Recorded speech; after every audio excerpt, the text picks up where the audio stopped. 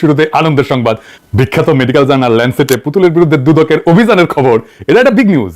Lancet হইতেছে স্বাস্থ্য দুনিয়ায় প্রথম আলো আর দিল্লি স্টার আছে না, ওইগুলোর মতো একটা তালেবর।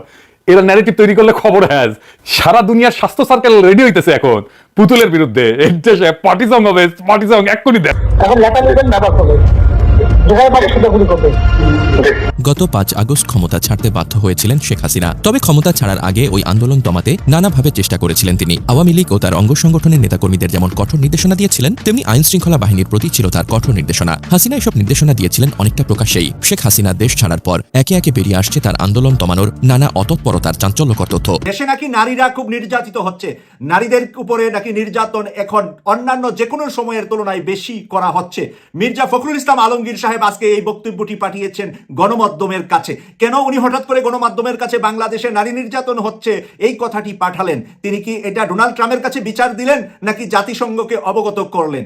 ঢাকার রাস্তায় হঠাৎই উত্তেজনা, স্লোগানে গর্জন, পুলিশের ধাওয়া আর টিয়ারশিলের ধোঁয়ায় আচ্ছন্ন পুরো এলাকা। কি ঘটছে, কেন এই সংঘর্ষ? আজ আমরা জানবো হিজবুত তাহরী ও পুলিশের মধ্যে এই উত্তপ্ত ধাওয়ার নেতৃত্বের।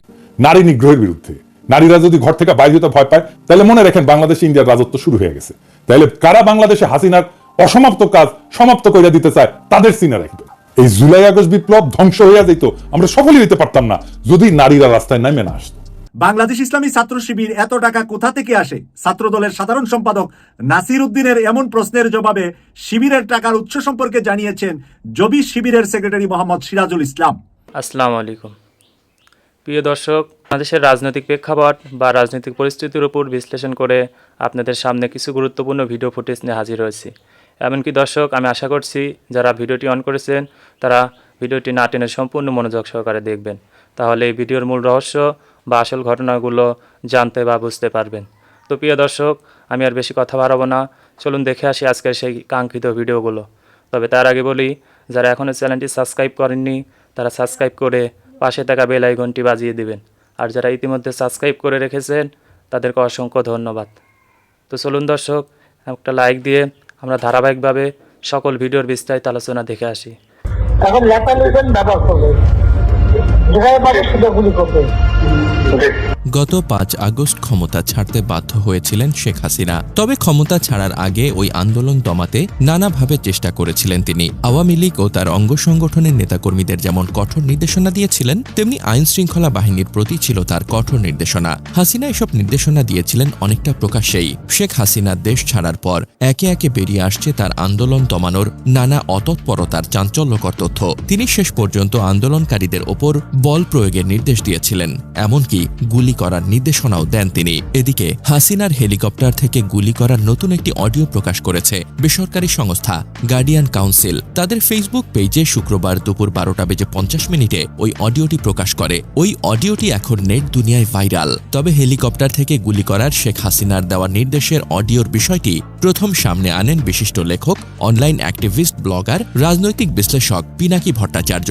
গত 28 জানুয়ারি সন্ধ্যা 6:40 তার ব্যক্তিগত ভেরিফাইড ফেসবুকে একটি পোস্ট করেন তিনি। সেখানে লেখেন, আকাশের হেলিকপ্টার থেকে প্রাণঘাতী অস্ত্র থেকে বিক্ষোভকারীদের গুলি করার শেখ হাসিনার নিজের মুখে দেওয়া অডিও নির্দেশ এখন আমাদের হাতে। খুনি হাসিনার ক্ষমা নাই।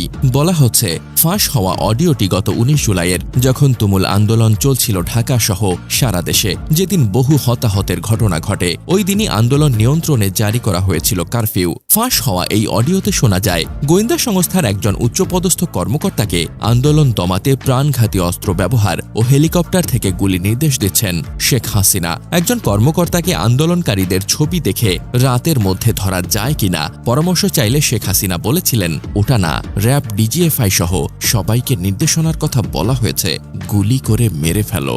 যেখানেই গ্যাদারিং তথা জমায়েত দেখা যাবে সেখানেই ওপর থেকে তথা হেলিকপ্টার থেকে গুলি করা হবে। ওই কর্মকর্তা তখন তার নির্দেশনা চাইলে শেখ হাসিনা আরো বলেন, আমার নির্দেশনা দেওয়া আছে, ওপেন নির্দেশনা এখন দিয়ে দিয়েছি। এখন লেথাল উইপন তথা ভারী অস্ত্র ব্যবহার করবে, যেখানে পাবে গুলি করবে। বাংলাদেশ ইসলামী ছাত্র শিবির এত টাকা কোথা থেকে আসে? ছাত্র দলের সাধারণ সম্পাদক নাসির উদ্দিনের এমন প্রশ্নের জবাবে শিবিরের টাকার উৎস সম্পর্কে জানিয়েছেন জবি শিবিরের সেক্রেটারি মোহাম্মদ সিরাজুল ইসলাম।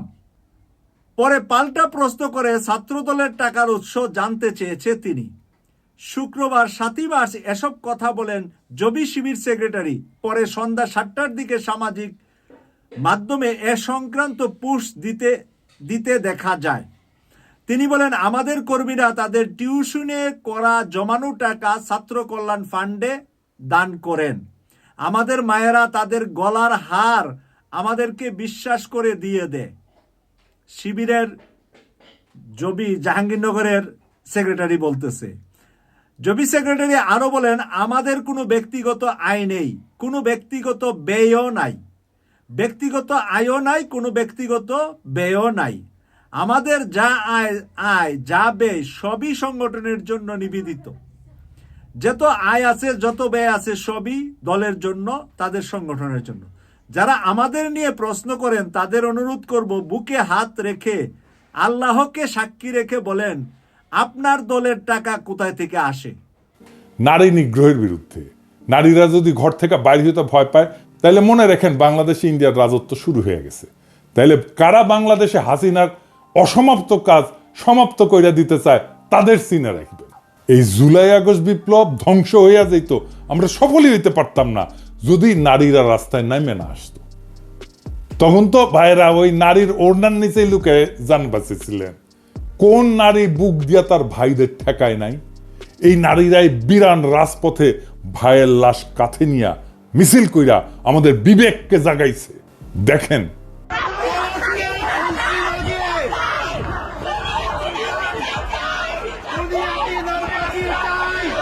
আজ সেই নারী রাস্তায় বাইরে হইতে ভয় পায়। আমরা 7 মাসে বদলাই গেছি, আমরা পরাজিত হয়ে গেছি নাকি? নারীরা যেই দেশে অনিরাপদ, নারীরা যেই দেশে রাস্তায় নিগ্রহের আশঙ্কায় পথ চলে, সেই দেশে হাসিনা না থাকলেই কি হয়েছে? ওটা তো আর এক পরাধীন বাংলাদেশ। আপনারা কেমন ভাইরে ভাই আপনাদের বোনদের মেয়েদের রক্ষা করতে পারতেছেন না? আজ থেকে শপথ নেন, কোনোভাবেই নারীদের অনিরাপদ ভাবতে দেবেন না বাংলাদেশের পথে। বাংলাদেশ ধ্বংস হয়ে যাবে। হাসিনারে চট করে ঢুকতে হবে না, এমনি ধ্বংস হয়ে যাবে এইসব চলতে থাকলে। বাংলাদেশ শেষ। আওয়ামী পান্ডা রিঙ্কুরা যারা মসজিদে ঢুকা মুসল্লি পিটাইতো, তারা এখন ইসলামের সেবক সেজা নারীদের হেনস্থা করতেছে। আর সারা দুনিয়া দেখবে আমাদের দেশের লোকেরা ইসলামের নামে নারীদের নিগ্রহ করতেছে। মাত্র কয়েকটা লোকের জন্য বিপ্লব আর স্বাধীন বাংলাদেশের স্বপ্ন আমাদের ধ্বংস হইয়া যাবে। ওইটা হাসিনা চট করে ঢুকে যাওয়ার চাইতেও খারাপ হবে। আর একবার যদি ইন্ডিয়া চান্স পায় না বাংলাদেশে ঢুকা, তাহলে এইবার আর ভুল করবে না, হায়দ্রাবাদ বা কাশ্মীর বানায় দেবে, খায়া ফেলবে একেবারে। এটা মাথায় রেখেন। মাইয়াদের রাস্তায় পোশাক নিয়ে নসিহত দেওয়া তো দূর কি বাত, নিজের নামাজের সেজদায় গেলে মোদির ঠোলা পাশায় লাথি দিয়ে উঠাই দেবে। ওই ভবিষ্যৎ যদি না চান তাহলে এক্ষুনি রুইখা দাঁড়ান নারী নিগ্রহের বিরুদ্ধে। নারীরা যদি ঘর থেকে বাইরে হতে ভয় পায়, তাহলে মনে রাখেন বাংলাদেশে ইন্ডিয়ার রাজত্ব শুরু হয়ে গেছে। তাহলে কারা বাংলাদেশে হাসিনার অসমাপ্ত কাজ সমাপ্ত করে দিতে চায় তাদের চিনে রাখবে। কত রকম ঘটনা ঘটতেছে যে সেগুলো নিয়ে কথা বলতেই হয়। তাই অনেকগুলো বিষয় যেগুলো নিয়ে কথা বলবো বলে মনে করছিলাম, আর কওয়া হয় না। যাই হোক, আজকের আলাপ আমরা শুরু করি তৌহিদি জনতা নিয়ে। আমরা আর এক গ্যাঞ্জামের মধ্যে পড়েছি। নানা জায়গায় জনতা হামলায় পড়তেছে, নানা রকম ঘটনা ঘটতেছে। বাঙ্গু সেকুলারেরা নাম দিচ্ছে তৌহিদি জনতা। এর মধ্যে কয়টা ঘটনা ঘটছে যে ঘটনাগুলো একটার সাথে আবার আর একটা সম্পর্কযুক্ত, একই রকম ঘটনা। এ ওরে দোষ দেয়, সে তারে দোষ দেয়। আসেন প্রথম থেকে ঘটনাগুলো দেখি। প্রথমে এই 34 সেকেন্ডের ভিডিওটা দেখেন। ছিন্ন করে দিতে চায় দেশের বুক থেকে, সেই শোককে আজকে তারা বিভাজিত করছে। প্রধানমন্ত্রী এই শোক একটা সন্তানের শোক নয়, এই শোক অগণিত অজস্র পরিবারের এক নদী শোক। এই শোকের রক্তে আমরা অবগাহন করেছি, বিজয় আমাদের হবেই, লড়াই চলবে। এই লড়াইয়ে বাংলাদেশের বিজয় অনিবার্য। এটা 3রা আগস্ট 2024-এর ভিডিও। দেখলেন তো, যিনি বক্তৃতা দিচ্ছেন, ভালো বক্তৃতা দিচ্ছেন কলে, উনি আমার বন্ধু। আমরা একসাথে রাজনীতি করেছি রাজশাহীতে। পিছনে লাল পোস্টার হাতে যে মেয়েটা না, সেটা আমার ওই বন্ধুরই মেয়ে। এই লাল পোস্টারটা হাতে নিয়ে দাঁড়ানোর আগে আমাকে সেটা পাঠাইছিল ওই মেয়েটা। আমি ওটা ফেসবুকে শেয়ারও করেছিলাম। সেই মেয়েটা হইতেছে মোহাম্মদপুরের সেই সিগারেট কাণ্ডের একজন ভিকটিম মেয়ে। ঘটনা কি ঘটেছে আপনারা জানেন। এর দুটো মেয়ে বিড়ি খেতেছিল। তো অনেকে বলছে এটা রোজার দিনে। জি না, এটা রোজার দিনে না, এটা 1 মার্চের ঘটনা। এইখানে দুইজন ওই লালমাটিয়া মাঠের কাছে একটা টঙের দোকানে চা আর সিগারেট খেতেছিল। ওই সময় রাস্তার উল্টা পাশ দিয়ে একজন বুড়া বয়স্ক লোক রিঙ্কু, যেটা চায়ের দোকানের দোকানদারকে চিল্লাই বলে এরা এখানে বসা কেন, এই চেয়ারগুলো সরা, এবং আজে বাজে কথা বলা শুরু করে। প্রথম দিকে এড়ায় যায় মেয়েগুলা। এইসব বলতে বলতেই এই মেয়েগুলোকে একা পেয়ে ওই লোক সরাও হয়, আর এক পাশ থেকে তেরে আসে। তো মেয়েগুলোকে বলে এখান থেকে উঠে যাও। তো বলে আমরা কেন উঠে যাব? তখন এই রিঙ্কু এই একটা মেয়েকে বেশ্যা বলে ডাক দেয়, বলে তুই তো বেশ্যা, তুই বেশ্যাগিরি করতে আসছোস। এইভাবে গালিগালাজ করতে থাকে। বলছে তোরা গাঁজা খাস, সেখানে গাঁজা খাচ্ছিস। আর অন্যদেরকে উস্কানোর জন্য বলে এদের সিগারেট খেতে মানা করছি, তারপরে গাঞ্জা খাওয়া ধরিছে। তো এই সমস্ত বেশ্যা শুনে ওই একটা মেয়ে তার হাতে থাকা চায়ের কাপ থেকে অল্প চা ছিল সেটা ওই লোকের দিকে ছুঁড়ে মারছে। আর সাথে সাথে ওই মেয়েটার চুল ধইরা মাথায় বাড়ি দেওয়া শুরু করছে, ওই মেয়েটারা মারা শুরু করছে, চশমা টশমা ফেলে দিচ্ছে এবং কেটে কুটে গেছে। যাই হোক, এইটা নিয়ে আর বিস্তারিত না যাই, খুব বাজেভাবে এই মেয়ে দুটো এটা মারছে। দেখেন, আপনি ভিডিওটা দেখেন।